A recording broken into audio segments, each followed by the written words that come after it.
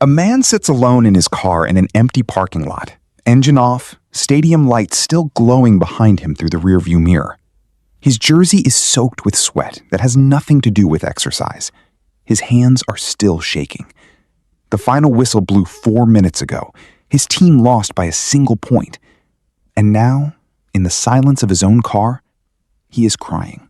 Not the polite kind of crying. The kind that comes from somewhere old. The kind that surprises even the person doing it. He wipes his face fast, like someone might see, even though he is completely alone. This is not really about a game. Watch him closely, and you notice something strange. He is not crying about the score. He knows the score does not change his job, his health, his family, his bank account. Nothing in his actual life is different tonight than it was yesterday, and yet his body is behaving as if something has been taken from him, as if a real loss has occurred. This is the first clue, and most people miss it completely because they are too busy laughing at the man crying over a ball going into a net or a hoop or across a line. They call it dramatic. They call it embarrassing. What they do not realize is that his brain is not lying to him. His brain is telling the truth about something much deeper than sports. When a person watches their team, especially a team they have followed for years, something happens that most people never stop to examine. Their brain stops treating the players as strangers. Somewhere in the repetition of watching, cheering, wearing the colors, learning the names, defending the team in arguments, the boundary between self and team quietly dissolves. Neuroscientists have shown that when fans watch their team win, the same reward circuitry lights up as when something good happens to them personally. And when their team loses, the same threat response activates, as if they themselves failed. Not metaphorically, actually. The brain does not fully separate my team lost from I lost. This is not weakness. This is architecture. This is how deeply humans are wired to merge identity with group.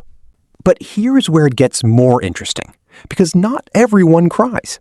Most fans feel disappointed, maybe angry, maybe quiet for an hour, and then they move on with their evening. So why does one person collapse into real tears while another shrugs and orders food?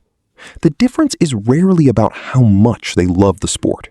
The difference is about what the sport is secretly holding for them. Think about the man in the car again. Rewind his life a little. Maybe he grew up in a house where affection was inconsistent. Maybe his father was distant most days, except during games, when suddenly there was shared eye contact, shared shouting, shared joy that felt like closeness.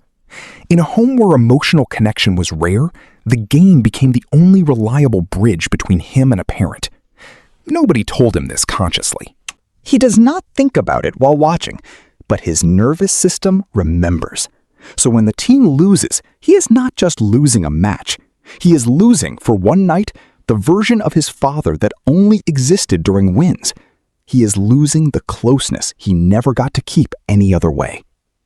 This is the deeper truth about crying fans.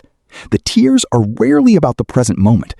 They are about an old emotional debt that the brain quietly reactivates.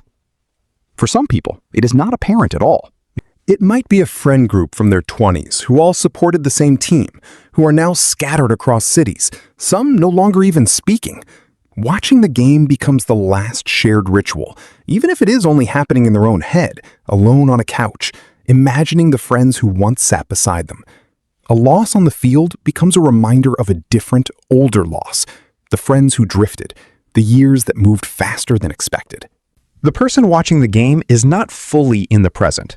Part of him is still in a room 10 years ago that no longer exists. Grief hides in strange places. Some people attach the team to a parent who has passed away.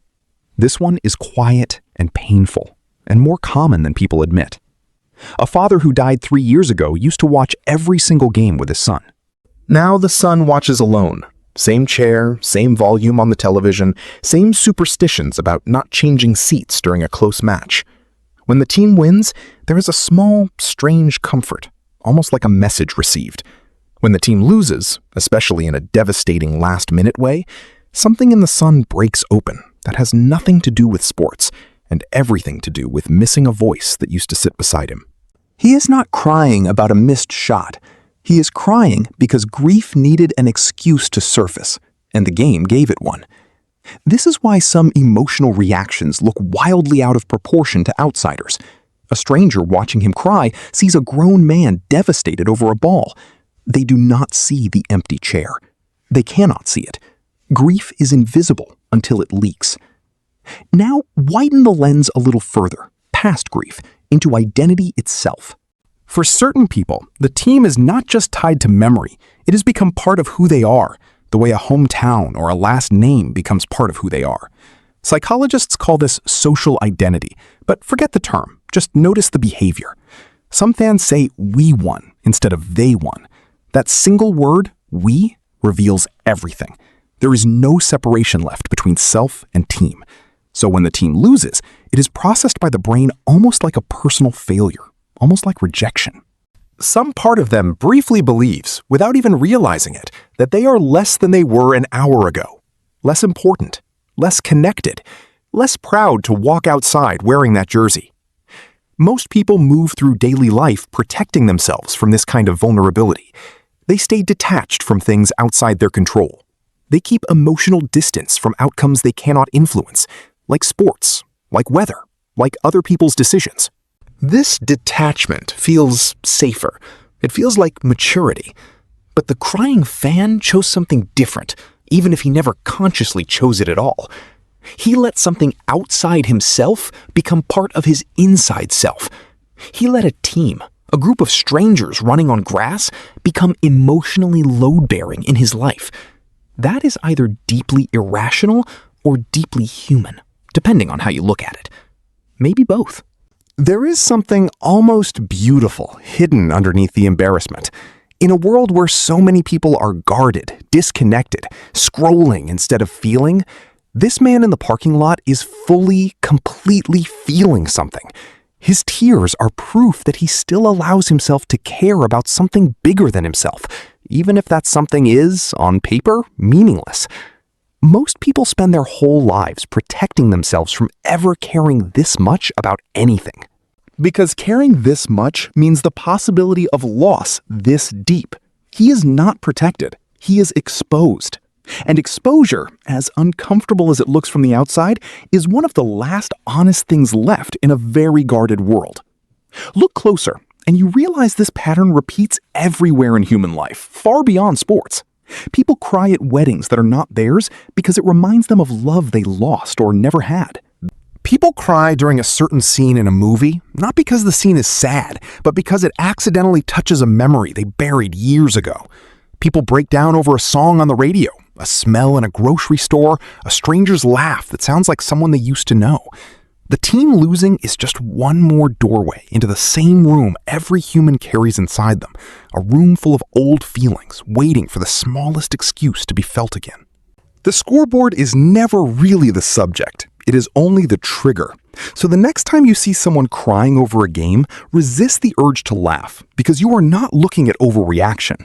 You are looking at a nervous system finally being honest. You are looking at grief or loneliness or love wearing the disguise of sports, because sports gave it permission to exist in public for once. Which brings the mirror back to you, not to the man in the car, not to the game.